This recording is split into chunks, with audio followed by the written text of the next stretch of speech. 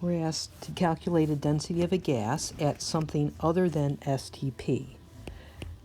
So let me remind you that this is not at STP. So we cannot use our shortcut where we say that the volume is equal to 22.414 liters. We will use our equation that the density is going to equal to the pressure times the formula weight divided by RT. Hopefully we've memorized that. If not, we can derive this equation. Neither is very difficult.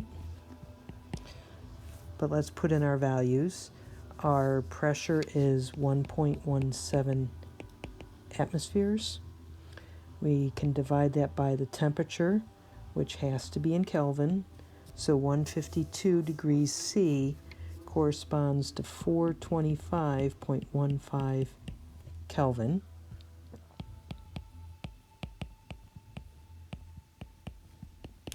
We're going to divide by R. Units are liter atmospheres per mole K.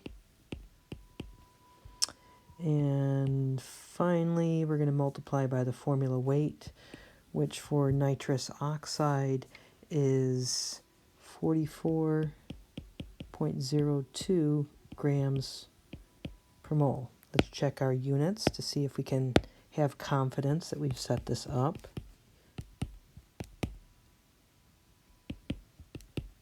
Okay, our surviving units are grams per liter, so it looks like we're pretty much okay, at least in terms of the setup. And if we get our calculator value, we can look at sig figs and be done. So 1.47626 units are grams per liter. We're going to be able to justify only 3 sig figs because of this number here, the pressure. And so our final answer, once we round up, is 1.48 units are grams per liter. And as I've mentioned in the other videos, there are other methods that if you prefer, you can use those instead. Okay, this is the one I just happened to choose for this problem.